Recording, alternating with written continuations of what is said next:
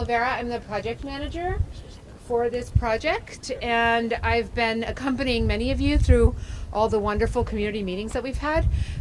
So I want to take this opportunity to introduce Mayor Curtatone and the Alderman Ben Ewan-Campen. Sorry, Councilman. Excuse me, Counselor. Counselor. So sorry. Change takes time. Yeah, slow progress.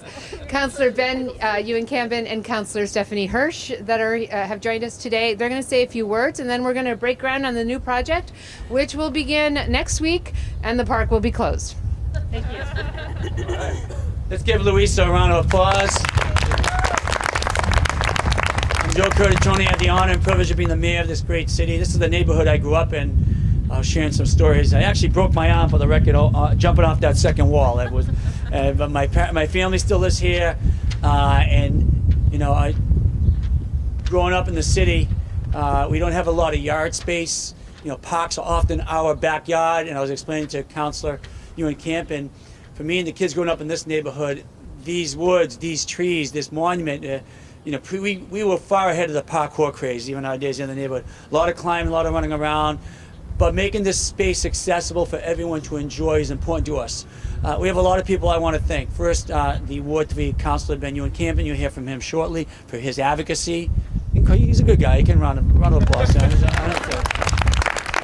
Councillor at large, who's been a strong advocate and activist for open spaces, expansion and preservation and enhancement in the city, Stephanie Hirsch. I thank Luis, but I want to thank Brad Rawson and Arn Friends and the entire transportation and infrastructure team of OSBCD. Great job for all your work here facilitating this. Thank you very much. From the Commonwealth, she administers the park grant that we love when she comes to our community because she brings checks, and we got about $800,000 in park grant. Melissa Cryan. Thank you, Melissa. We appreciate it. We want to thank the Community Preservation Committee for facilitating and appropriating, targeting about $800,000 in CPA funds and the taxpayers for funding the Community Preservation Act and supporting it in the city. Thank you very much. And many other people we want to thank. I believe it's KLZ is our am I right, on the architectural firm, and the contractors who will be working on this.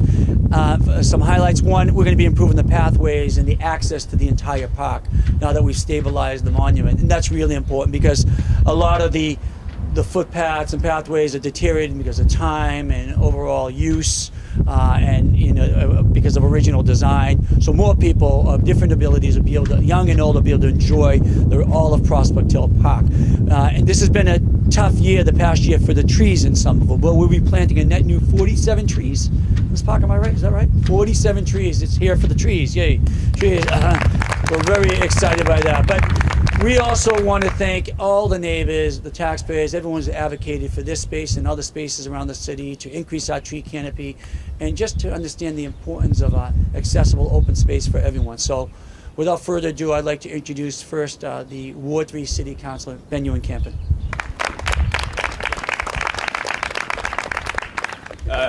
Thank you, everybody. So I won't go through all those thank yous to everyone on the city side that has done this. I really want to give a huge thank you to my predecessor, Bob McWaters, who was the alderman at that time when this process started. Thank you very much. And I really want to give a huge thank you to the community that attended all those meetings, that advocated so strongly for this improvement in the first place, because I think without the community, this really would not have come together as beautifully as it did. So thank you to everyone who lives in this neighborhood, who came to all those meetings, and those who didn't, who just come to the park and enjoy it. So I think we all have our own kind of personal memories of this park. I got married on the other side of this. And yeah, it was me and my wife and our officiant. And then we walked over to our friend's backyard where we had 14 pizzas and a mini keg of beer waiting for us. Best wedding you can imagine.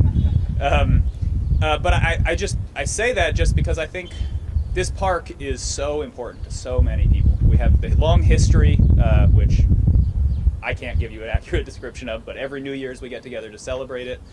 But there's so much personal history for everyone who lives in this neighborhood. Green space is so precious in this community. There's so little of it, and what we have is so, so important. I've talked to so many neighbors who live in this neighborhood who grew up here who said the view from Prospect Park, that was like, for us poor kids growing up in the neighborhood, that was something we all had. And so I just think it's so important that we cherish it, and I'm really excited that we are a community that's willing to invest in kind of saving this for the next 100 years. So thank you all very much for being here. Thank you. So again, I'm Stephanie Hirsch. I'm counselor at large, and I live just right on the other side of Union Square, right by Lincoln Park. But this is a park we come to all the time with my family, and some great memories for me are my kids climbing through the woods, which was actually technically not sort of off limits for the public. Talking to Andrew while he was maintaining the different interesting things in the park. Talking to advocates like Tori, who's just been so present as part of our ongoing community conversation. And the annual Prospect Hill Block Party, I remember one where it was raining, the band was playing, and then all of a sudden an amazing rainbow broke out, if y'all remember that.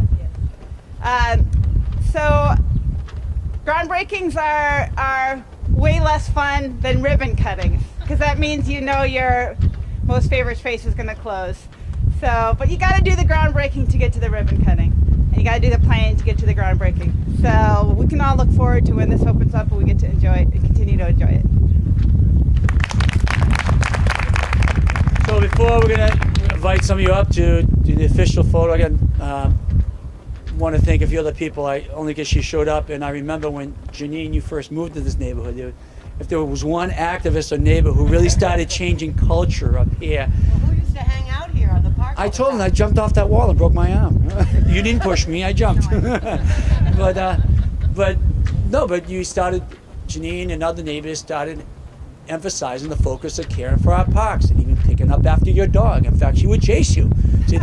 I saw you, pick up after your dog. But it was that type of engagement and caring for our community. And after all these years, we thank you for that. And thank you. You've been waiting a long time for this. I'd love to give you a round of applause as well. Yeah, thank you. And sorry, I didn't see at the beginning, but I did mention 47 new trees, but a lot of native, and with your advocacy and that of others, native plantings here as well.